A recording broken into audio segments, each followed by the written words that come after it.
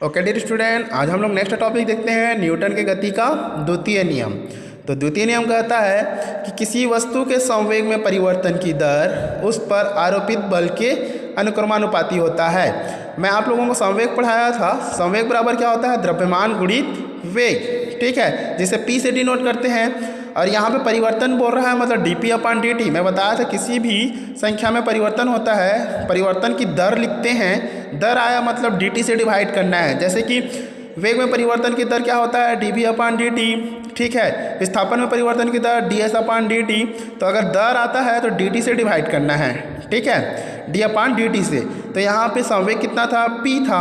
अब संवेग में परिवर्तन की दर बोला तो dp/ क्या कर दिए? dt कर दिए। अब बोलता यह है कि आरोपित बल के अनुक्रमानुपाती होता है, तो F is directly proportional to dp/dt, ठीक है। अब उसका व्यंजक ज्ञात करते हैं। तो माना कि कोई वस्तु का द्रव्यमान m है तथा v वेग से वह गतिशील है, ठीक है।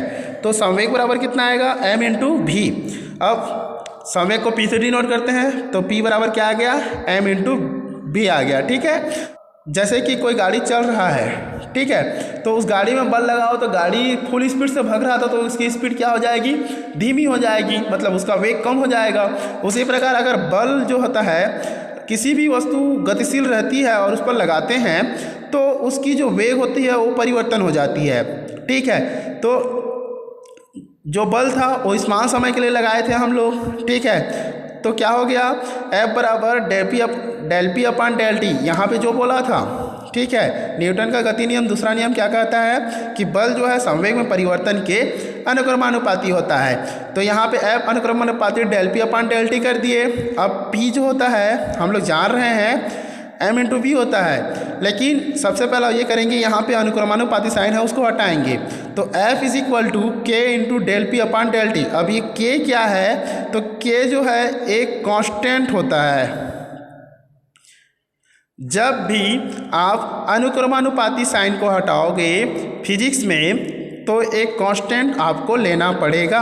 बराबर लोगे तो बराबर के पहले एक कांस्टेंट लेना पड़ेगा, या फिर कांस्टेंट को हटाओगे तो अनुक्रमानुपाती साइन आएगा और अनुक्रमानुपाती साइन को हटाओगे तो कांस्टेंट आएगा। तो यहाँ पे एक कांस्टेंट लिए और उस कांस्टेंट को मान लिए k बराबर 1। तो क्या आ गया? F बराबर dp/del T, ठीक है। आगे आएगा, अब यहाँ पे P का मान रखें m × v। अब हम लोग किसी के ऊपर बल लगा रहे हैं, जैसे बाइक चल रहा था आपका, तो बाइक के ऊपर बल लगाए तो बाइक का द्रव्यमान कम हुआ क्या? नहीं, सिर्फ क्या कम हुआ? वेग कम हुआ, ठीक है। तो m बराबर m को हम लोग कांस्टेंट ले लिए और यहाँ पे जो परिवर्तन क्या हुआ था? हमारा वेग हुआ था, तो del v/del T आ गया। फिर F बराबर क्या हो जाएगा? m × a, मतलब बल बराबर द्रव्यमान गुणित त्वरण, ठीक है। और यही आपका न्यूटन का द्वितीय नियम है, ठीक है। अब प्रथम नियम के निगमन करते हैं हम लोग द्वितीय नियम से। तो यहाँ पे हम लोगों ने अभी द्वितीय नियम में निकाला F बराबर क्या होता है? m × a, ठीक है। अब dv/dt ले लेते हैं हम लोग, मतलब वेग में परिवर्तन जो हो रहा है उसको 0 ले लेते हैं, माना कि ले लिए, ठीक है। मतलब ये कि अब बल लगाए फिर भी आपका गाड़ी नहीं रुकना चाहिए। वेग में परिवर्तन जो है 0 है, मतलब 80 की स्पीड में चल रहा है तो 80 की स्पीड में ही चलेगा। अगर बल लगाते हो फिर भी तो पॉसिबल है क्या? नहीं है। तो उसी को हम लोगों को सिद्ध करना है कि अगर वेग में परिवर्तन जो है 0 है, माना कि, तो dv/dt बराबर 0 पट कर देंगे तो बल बराबर क्या आएगा? 0, ठीक है।